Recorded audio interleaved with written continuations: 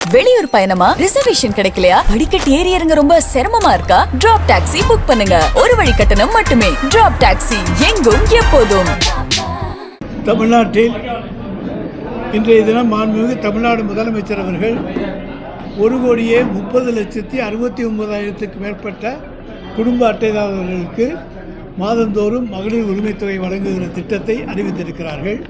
புதுக்கோட்டை மாவட்டத்தை பொறுத்த வரைக்கும் நம்முடைய மொத்த எண்ணிக்கை 3,46,901 ஆகும்.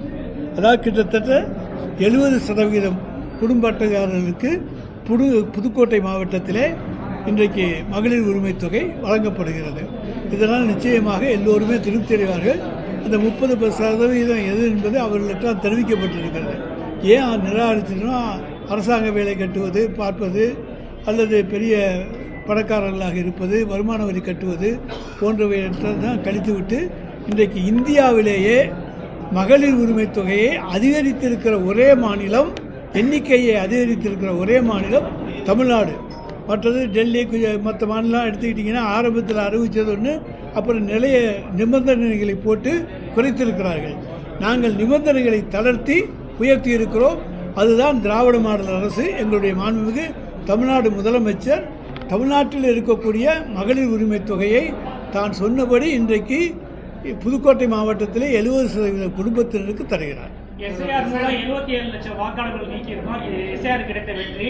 கடந்த நாடாளுமன்ற தேர்தலில் இந்த வாக்காளர்கள் வச்சுட்டு தான் திமுக தேர்தல் சந்திச்சிருக்காங்கன்னு சொல்லி அண்ணாமலை குற்றச்சாட்டு வைக்கிறாரு. அண்ணாமலை என்றைக்குமே பகல் கணக்கு காண்பார், குற்றச்சாட்டு வைப்பார். இந்த 77 லட்சம் வாக்காளர்கள் இன்றைக்கு நீக்கப்பட்டிருக்காங்கன்னா அவங்க இறந்தவங்க, ஷிஃப்டட், அந்த மாதிரி தான். நாங்கள் எந்த திருட்டு ஓட்டும் எங்கேயும் போடலை. திருட்டு ஓட்டு யார் போடுவாங்க என்பது இந்தியாவுக்கு தெரியும். அந்த இன்றைய பொறுத்த வரைக்கும் இந்த 77 லட்சம் ஓட்டு நீக்கப்பட்ட காரணத்தாலே எங்களை பொறுத்த வரைக்கும் உண்மையான வாக்காளர்கள் எங்களுக்கு தான் வாக்களிப்பார்கள். நாங்கள் இந்த 200 என்கின்ற இலக்கை மிகச் சுலபமாக அடைவதற்கு இது எங்களுக்கு உறுதுணையாக இருக்கும். அவர் அந்தமான் நிக்கோபார், ஸ்ரீலங்கா, கேரளா, கர்நாடகா எல்லாத்தையும் கலந்து பேசி திராவிட நாடுன்னு நினச்சிக்கிட்டு பேசியிருக்காரு. திராவிட நாடு அரசியல் அப்படியெல்லாம் அசம்பிளி அது ஒன்றும் கிடையாது. இப்படி மொத்தமாக கூட்டினா கூட அவருக்கு 210 வராது.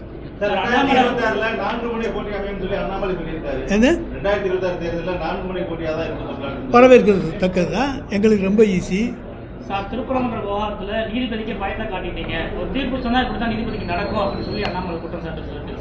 நீதிபதிக்கு பயங்காட்டுகிற, அச்சுறுத்துகிற இயக்கம் திராவிட முன்னேற்ற கழகம் அல்ல.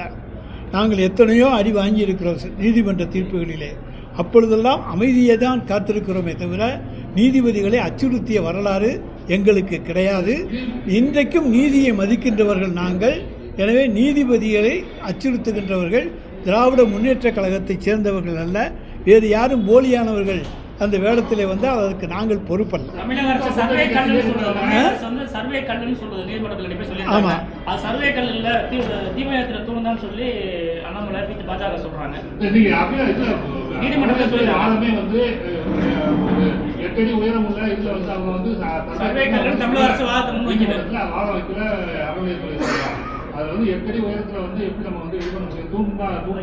அதாவது மலை உச்சியிலே வைக்கப்படுகிற சர்வேக்கள் அது கீழே இருந்து பார்ப்பவர்களுக்கு தெரிய வேண்டும் என்பதற்காக சிறிது உயரமாக வைக்கப்பட்டது.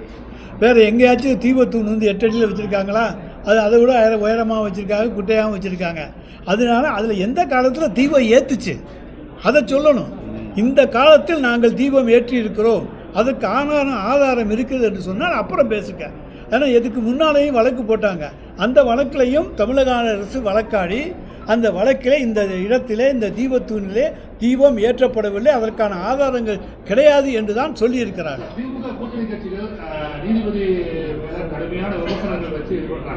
அதே அண்ணாமலை சொல்லியிருக்கிறது, நீதிபதியை வச்சு நீதிபதி அவங்க ரிட்டர்ன் பண்றாங்க திமுக கூட்டணி கட்சிகள்.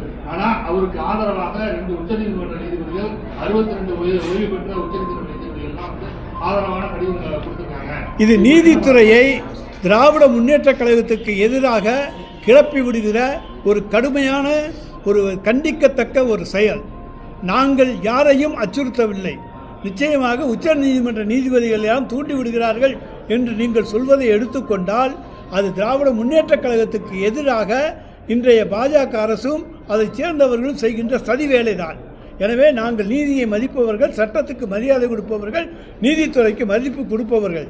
நாங்கள் எந்த நீதிபதியையும் அச்சுறுத்த வேண்டிய அவசியம் எங்களுக்கு கிடையாது. நியாயத்தின் பக்கம்தான் நாங்கள் நிற்போம். அமைச்சர் KN அமலாக்கத்துறை புகார் அளித்துமே லஞ்ச ஒழிப்புத்துறை வழக்கு பதிவு செய்யல, காலம் தாழ்த்துறாங்கன்னு சொல்லி அதை பற்றி அரசு முடிவெடுத்துக்கொள்ளும். இதை பற்றி ஒன்றும் அண்ணாமலை சொல்கிறத தமிழ்நாடு அரசு கேட்க வேண்டும் என்கின்ற அவசியம் கிடையாது. சார் எத்தனை முறை வேணாலும் கொடுத்துட்டு போகிறாங்க சார். அதை பற்றி உங்களுக்கு என்ன? தமிழ்நாடு அரசு அதுக்கு தகுந்த விளக்கங்களை கொடுத்துக்கொள்ளும். தேர்தல் நேரத்தில் என்ன வேணாலும் ஒன்றிய அரசு செய்யும். எதையும் எதிர்கொள்ள திராவிட முன்னேற்றக் கழகம் தயாராக இருக்கிறது. ஏனென்று சொன்னால் இன்றைக்கு மக்கள் மத்தியிலே இந்த இயக்கத்திற்கு, திராவிட மாடல் ஆட்சிக்கு மிகப்பெரிய வரவேற்பு இருக்கிறது. இந்தியாவிலேயே இந்த மாதிரி ஒரு சிறந்த ஆட்சி இல்லை என்பதை தமிழ்நாட்டு மக்கள் ஒப்புக்கொண்டிருக்கிறார்கள். இவர்கள் ஆன்மீக பாதையை சொல்லி இவர்கள் திசை திருப்ப பார்க்கிறார்கள். அந்த திசை திருப்பலெல்லாம் தமிழ்நாட்டிலே எடுபடாது. இது திராவிட மாடல் மண்ணாக இருந்தாலும் ஆன்மீக உணர்வுகளுக்கு நாங்கள் மதிப்பளித்து இன்றைக்கு திருச்செந்தூரை எடுத்துக்கொண்டால் புதுப்பொலிவோடு இருக்கிறது, பழனி புதுப்பொலிவோடு இருக்கிறது, சமயபுரம் புதுப்பொலிவோடு இருக்கிறது.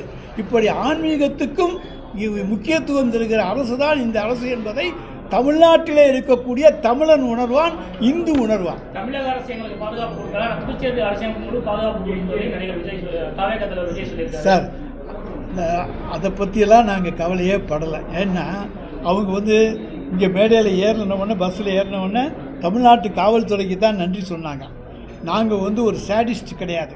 யாரையும் நசுக்க வச்சு கும்பலை சேர்த்து நசுங்கி அதில் மகிழ்ச்சி அடைகின்ற எண்ணம் எங்களுக்கு எந்த அளவும் கிடையாது. எனவே அவர்களை பொறுத்த வரைக்கும் அறியாமை அல்லது ஆசை இவற்றால் அவர்கள் இன்றைக்கு அழிந்து போவார்களே தவிர நிச்சயமாக ஒன்றை மட்டும் சொல்லுகிறோம், தமிழகத்தில் அது எடுபடாது. திரும்ப திரும்ப பீகாரை போலவே இங்கே ஆட்சி மாற்றம் ஏற்படும், பீகாரில் என்ன நடந்ததோ அதே போல நடக்கும் அமித்ஷா சொல்லிட்டே இருக்காரு. அதாவது அமித்ஷா 1000 முறை எதை சொன்னாலும் நாடாளுமன்ற தேர்தலுக்கு முன்னாலேயும் அதுதான் சொன்னாங்க. கூட்டணி அமையலைன்னாங்க. இப்போ கூட்டணி அமைச்சிருக்காங்க. அந்த கூட்டணியிலே கலகலத்து போச்சு. முக்கியமானவங்கள்லாம் வெளியே போயிட்டாங்க. இன்றைக்கி அண்ணா திராவிட முன்னேற்ற கழகம் எப்படிப்பட்ட நிலைமையில் இருக்கிறது என்று பாஜகவுக்கு தெரியும். எனவே அந்த பாஜகவை பொறுத்த வரைக்கும் அவங்க எதையாவது எல்லாரையும் கூட்டி கழித்து பார்த்து ஏதாவது வழி பண்ண முடியுமான்னு பார்ப்பாங்க. எலெக்ஷன் நேரத்தில் குளத்தில் தூண்டி விட்டு கலக்கி விட்டு மீன் பிடிக்க முடியுமான்னு பார்ப்பாங்க. அதெல்லாம் இங்கே நடக்காது. ஏனென்றால் இங்கே இருப்பவர் மு.க. ஸ்டாலின்.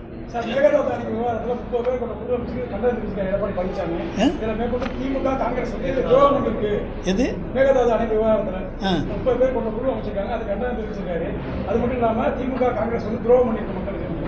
நிச்சயமாக மேகதாது அணை விவகாரத்தில் திராவிட முன்னேற்ற கழக அரசு துரோகம் செய்யாது.